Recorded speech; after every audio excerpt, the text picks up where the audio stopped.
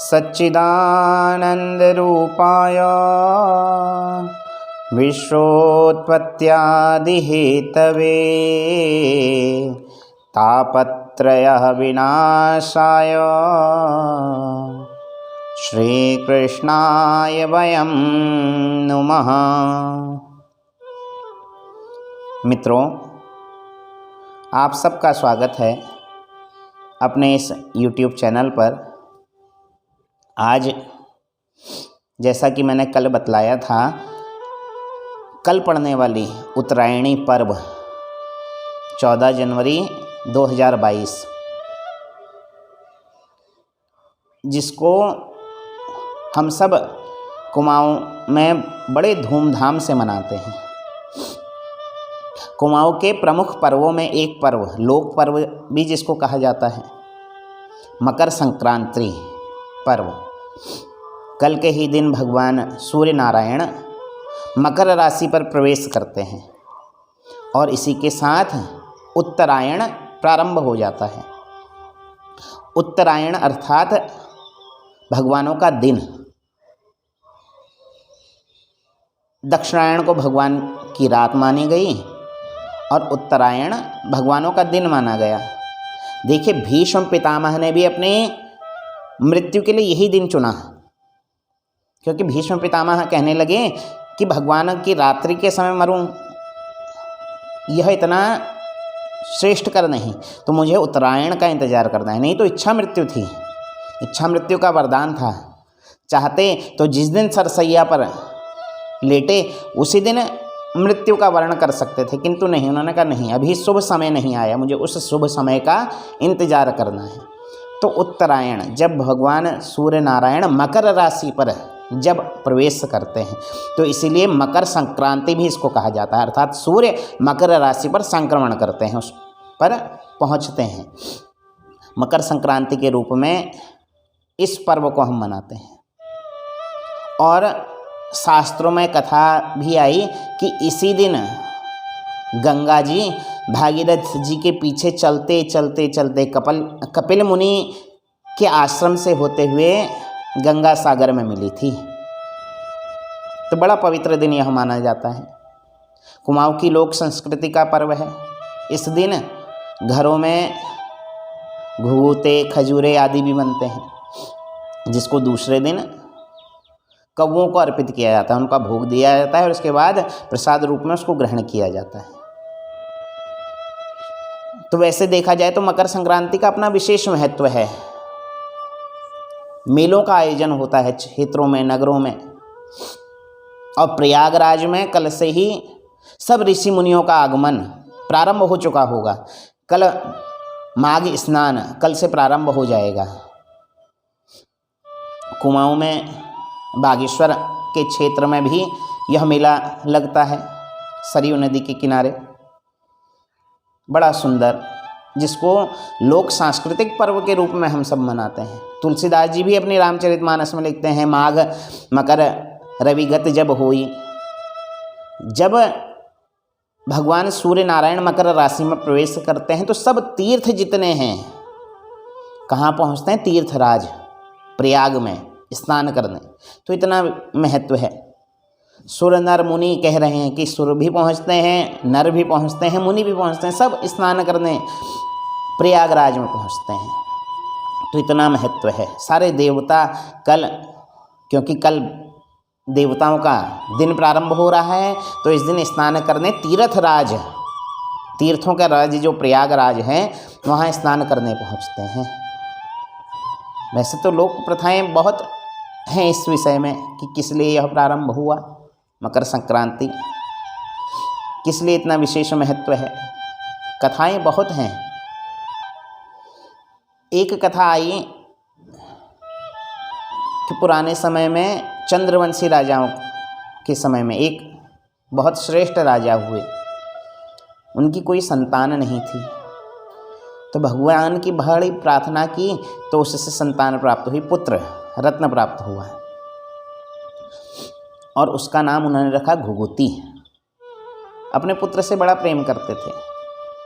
तो उसके गले में एक मोतियों की माला पहनाई थी राजा ने, और बड़े प्रेम से घुघुती घुघुती करके उसको बुलाते थे अपने पुत्र को।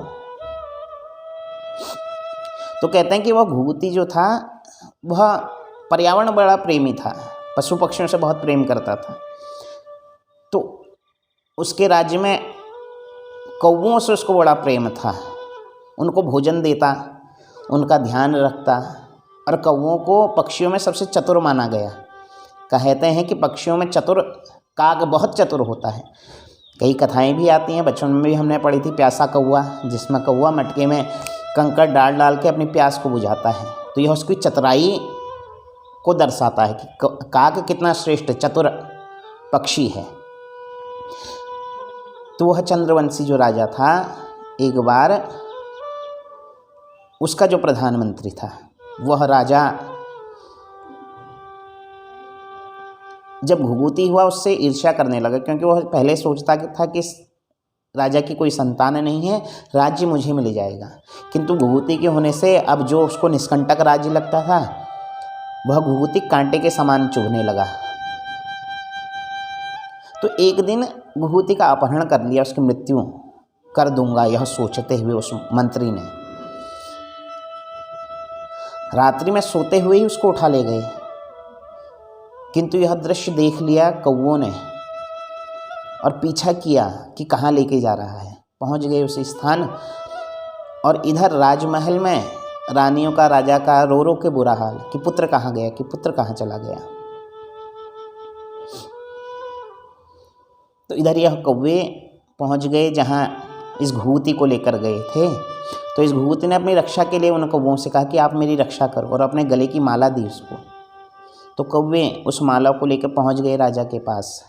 तो राजा देखकर समझ गए कि यह पक्षी शायद मेरे पुत्र के विषय में कुछ जानकारी जानता है।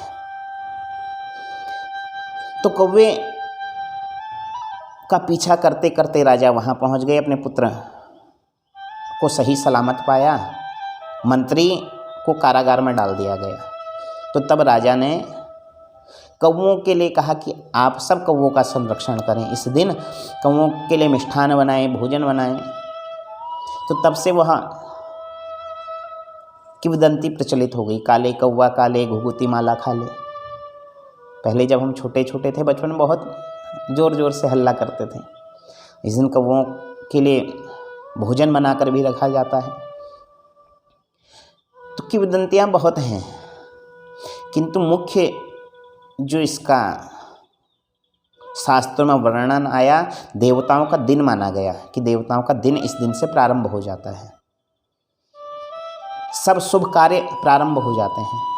इसके बाद विवाह आदि के लग्न भी खुल जाएंगे, विवाह प्रारंभ हो जाएंगे, यज्ञोपवीत संस्कार के लगन खुल जाएंगे, गृह प्रवेश के लगन खुल जाएंगे, क्योंकि देवताओं का दिन है। दिन में ही सब शुभ कार्य श्रेष्ठ रहते हैं। दक्षिणायन में उतना श्रेष्ठ नहीं माना गया।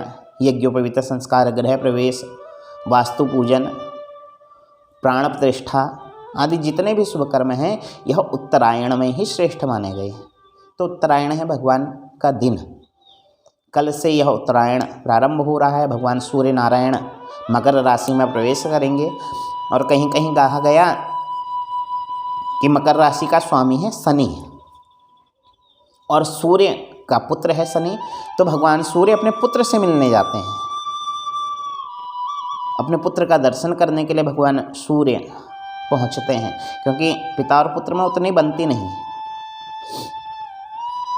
सूर्य और शनि आपस में उतना मेल भाव नहीं है, किंतु पितृत्व भाव से भगवान सूर्य इस दिन अपने पुत्र से मिलने भी जाते हैं। तो श्रेष्ठ दिन है।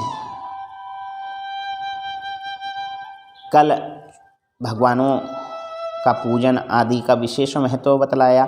स्नान का, गंगा स्नान का विशेष महत्व बतलाया। तिल खाने का इस समय विशेष महत्व बतलाया गया है। तिल का सेवन जरूर किया जाए। माघ मास में खिचड़ी का विशेष महत्व बतलाया गया। मांस की खिचड़ी और घी विशेष महत्वपूर्ण, और इसमें कहा जाता है कि ब्राह्मणों को खिचड़ी दी जाती है, उनको खिलाई जाती है खिचड़ी। तो श्रेष्ठ काल कल से प्रारंभ हो रहा है उत्तरायणी का पर्व।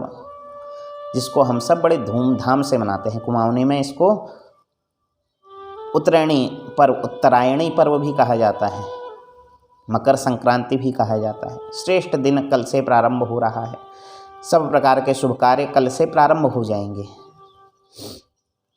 तो ऐसे ही यह दिन हम सब के जीवन में खुशियों को लेकर आए, नई नई आशाओं का संचार करे। इस समय जो यह भयावह स्थिति पुनः प्रारंभ हो रही है, कोरोना फिर से प्रारंभ हो गया है। सरकार ने कुछ गाइडलाइनें फिर से दे दी हैं, तो उन सब का पालन किया जाए। बड़े मेलों का आयोजन इस समय बिल्कुल रोक दिया है। नहीं तो यहाँ हमारे कुमाऊँ हल्द्वानी में भी कल उत्तरायणी का जुलूस निकलता था, किंतु गाइडलाइन के अनुसार जुलूस निकालना इस समय वर्जित कर दिया। तो वह तो नहीं हो सकता। घर में रहते ही यदि गंगा जल उपस्थित हो तो जल में गंगा जल मिलाकर उससे स्नान किया जाए। गंगा स्नान का कल विशेष महत्व बतलाया गया है, और जो गंगा जी के निकट हैं वह वहाँ स्नान करें, वह तो और श्रेष्ठ उत्तम बात है। अच्छा, जिसके पास यह भी ना हो, केवल मन में गंगा का स्मरण कर ले, गंगा गंगा गंगा कहते हुए भी स्नान कर ले, तो गंगा स्नान का महत्व मिलता है। इसलिए आप देखिए पुराने समय में लोग जब स्नान करते थे, हर हर गंगे हर हर गंगे हर हर गंगे कहते हुए स्नान करते थे, जिससे गंगा स्नान का फल मिले। गंगा की तो इतनी विशेष महिमा बतलाई गई है। तो कल जहाँ जैसी जिसकी सुविधा हो उस प्रकार इन कर्मों को किया जाए। तो कथाएँ बहुत हैं, आगे बतलाने जाऊंगा, वीडियो बहुत लंबी बन जाएगी। तो सूक्ष्म रूप से केवल इतना कि कल भगवानों का दिन प्रारंभ हो रहा है, और आज पुत्रदा एकादशी है। आप सभी को पुत्रदा एकादशी की बहुत बहुत बधाइयाँ। हमारे सिख भाइयों का आज लोहड़ी का पर्व है। सभी सिख भाइयों को लोहड़ी पर्व की बहुत बहुत बधाइयाँ। आपके जीवन में सभी प्रकार के उमंग तरंग सदैव बनी रहें। भगवान महादेव हम सब पर कृपा करें। जो यह महामारी आ रही है इसकी रोकथाम भगवान करें, यही प्रार्थना हम सब करते हुए पुनः आगे किसी नए प्रसंग को लेकर आप सबके सम्मुख उपस्थित होऊंगा।